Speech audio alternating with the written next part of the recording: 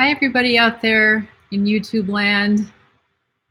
I'm trying out the live stream. Is anybody out there?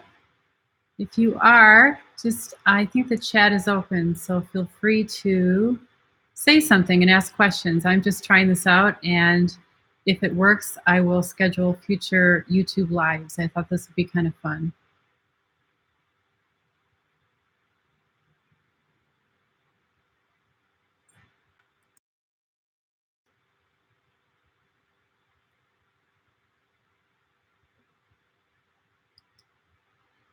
I'm going to type in this chat box in case anybody can't hear me.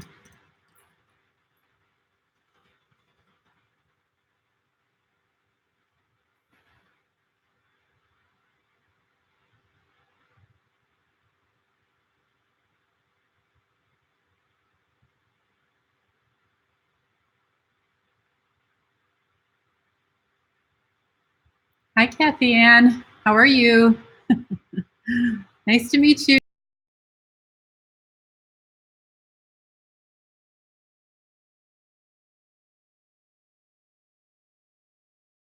I'll do my best to answer it if you have one. Where are you from?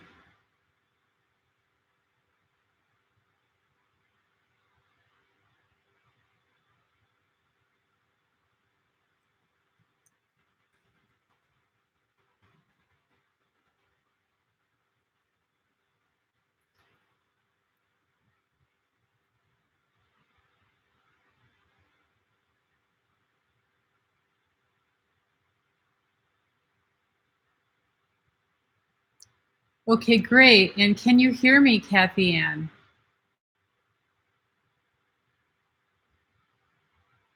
Can you hear me?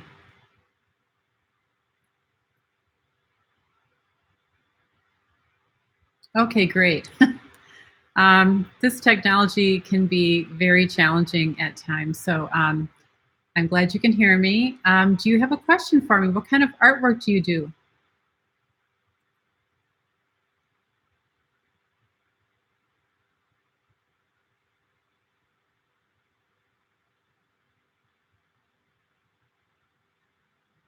Hi, Abir. Welcome to this YouTube Live.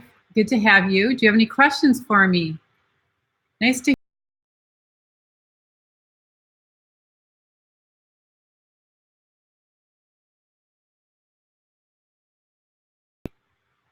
Hi, Rebecca. Your name sounds very familiar to me. Do you have a question? Here, type it in the chat box. I wish I could hear your voice. That would be really nice, but I can't hear it. Hi, Emily. Great to see you here. I hope you're painting in your studio.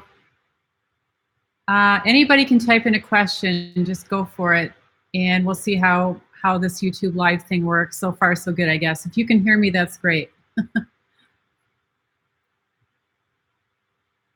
Okay, great. Catherine, or Kathy Ann, sorry, you're a landscape painter.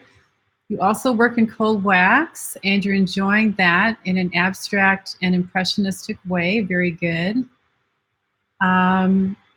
Okay, so one question I see from Rebecca. I'm going to answer one question at a time. And that would be, so Rebecca's asking, hi there, I'm wondering about adding more gloss to the cold wax finish painting. And yeah, I also like a little bit of gloss. I don't like the really, really matte finish. And so what I do, Rebecca, is when the painting is completely dry, what I do is I take some cold wax medium, just without the Gelka gel, and I will put that as a final coat and let that dry. Once you've let that dry, you can buff it with a cotton rag and get a fairly good, I'd say, satiny shine. Not a high gloss, but satin. Now, if in the process you want to be able to have a fairly satin finish, then I use something called, it's Gamblin's, Gamblin Colors, and it's Gelkid gel. Okay, so I mix this 1 part to 4 parts of cold wax medium. And this will give a satin finish to your cold wax medium painting. So that's my answer. You can use different ratios of the Gamblin Galkid gel. It comes out of a tube, so it's kind of like toothpaste, and it's roughly the same consistency as cold wax medium. So when you add that to the cold wax medium, 1 part to 3 part, 1 part to 4 parts, it's kind of flexible that way. You want to stay with that same proportion as you add it to your oils, and then when it's all dry, you should have a fairly satin finish instead of it being completely matte. So I hope that that answers your question.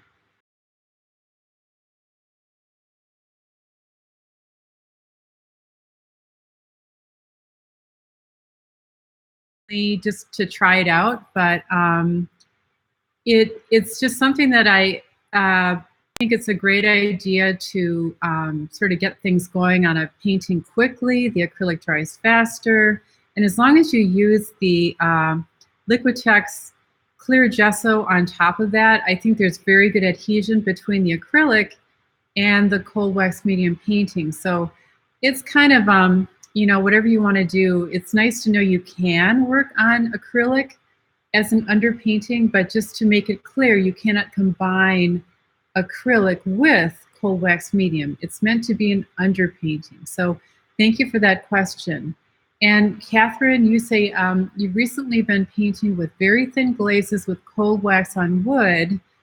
So yes, I think thick or thin layers, it doesn't matter. I personally work pretty thinly with my cold wax medium and oil painting. I don't think it has anything really to do with thickness. I know some artists will sometimes experience chipping along the edges or corners. Cold wax medium is a medium that can be strengthened with the use of Galkid gel, and that's why I use it. And by using it, I think that not only is the adhesion better from layer to layer, but it also means that if you only have 1 layer, or if you have 20 layers, or if you have 40 layers, that is going to be stronger than if you didn't have the Galkid gel. So I think thin versus thick, that really shouldn't matter. So I love seeing all you here. Now, this was kind of an experiment for me. And now that I know it works, and I'm really, really happy to see you all there, I'm going to probably be scheduling some live streams on YouTube. And the way for you to know about this is to follow my Facebook, I guess my Facebook section, which is for Art and Success. So let's see. I will try to pull it up here real quick. Just a minute here.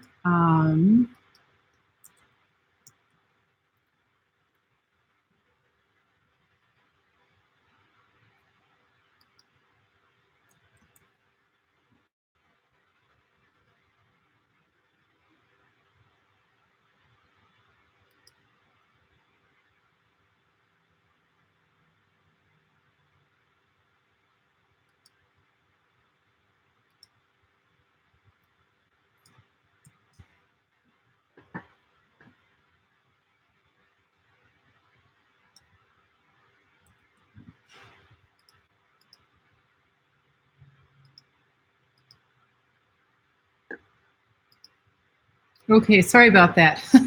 I had to find my Facebook site. So this is it. In the future, if you want to go there and just become part of this group, and it's open to anybody, I will be announcing future live streams there.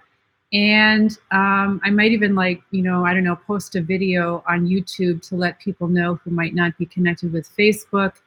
I also have, please be sure to subscribe to my main website, which is, let's see here, if I can do this. Okay, so that's the Facebook page where I will be announcing live streams in the future.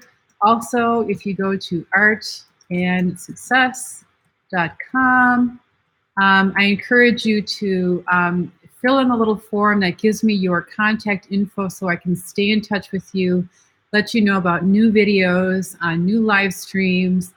I'm currently working on a brand new online cold wax medium course. It's about halfway done. I'm pretty excited about it, and I'm going to be launching a new video today, so it's kind of cool that you're here.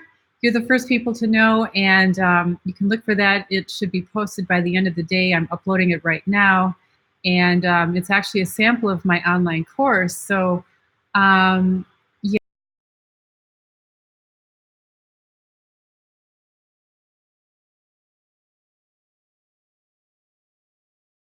And I love seeing her here. Emily had a question, and she says, do you prefer to work on artist oil paper or cradle board? And that's a great question. I enjoy both. I think there's a time and place where the reason I like paper is because you can obviously lay it flat and pile it up in a file drawer. And that way, you know, you're not taking up a lot of space in your studio, but the downside of that, or maybe the negative side of that, would be that you can't really gouge into it with a nail or a awl, which is a very sharp, pointy tool. And if any of you have watched me on YouTube, you know that I like to gouge into my paintings with sharp objects. So for that reason, I like the cradled panels, but sometimes I'm thinking about space, and do I have enough space to generate lots and lots of cradled panels? So that's the answer to my question, Emily, is yes, I love panels. I love paper. I think they both have their pros and cons. So thank you for that question. And welcome to Sergio from Russia. That's absolutely wonderful to have you here. So please listen, stay in touch. And today, you're welcome, Emily. Today, later, I will be uploading video 41. It's a little excerpt from my new online cold wax course. And please be sure you're subscribed. Hi, Jackie. Great to see you from New Zealand. Yeah, great to hear from you. So I will be posting again, both on my Art and Success website about live streams on YouTube. I'm glad you can hear me. I'm glad you're chatting. I'm glad to hear your questions. I'd like to do this regularly because my YouTube channel is really devoted to teaching. And I want to know what your questions are. My Art and Success website is all devoted to teaching in, I'm focusing first on cold wax medium, but it's going to eventually be other mediums as well. There'll be free tutorials, free videos, and a free resource section. And then I'm going to be having a membership group as I prepare over the next 2 years for a solo exhibition. So all the things that go into that, you know, from first getting the floor plan and deciding how much work I can have in that space, and you know, what mediums, what's the theme, and then eventually having a catalog. So there's going to be an awful lot to talk about. And I thought that I would kind of open up my studio to anybody who's interested through a little bit of a membership group. And you'll see footage that never appears on YouTube. It's really going to be an exclusive sort of insight into my life in the studio. And it's not always good. I'll be honest with you. I have ups and downs like everybody. I know sometimes I put my best face and voice forward, but to be honest with you, I think being an artist is full of challenges, and I like people to see that side of it too. For me, I like to share basically, you know, what I'm thinking, what I'm feeling. I have good days and bad days like everybody else. It's not always easy. But I do think that art is the biggest challenge and the most rewarding thing I've ever done in my life. I hope you all feel that as well. And I really appreciate you sharing with me. So with that, thank you all for being here in this just, you know, impromptu chat. That's correct. If you go to that, that's a form, and anyone who has a question, you know, 'cause when I do live streaming, I'm going to cut it off at about a half an hour. I don't want to take anybody's time, you know, more than that. I think that's plenty. But if you don't get your question answered, then please go to that link and fill in the form and submit it. And when I do another live YouTube, what I'll do is have a list of questions that all of you have submitted. and I will address them kind of in order. Okay, so I think that might be a really good way to give you more information. It's information that you're asking of me. I wish I knew more in terms of what you're looking for, but my form is the way you can contact me. So thank you all again. I'm just thrilled that this worked. First time I tried it, so yay, yay for all of us, right? I think technology is ever challenging, but when I see all of you there, it makes me feel really happy. So happy day to all of you, and thank you for joining me. And I hope to see you soon. Okay, bye now.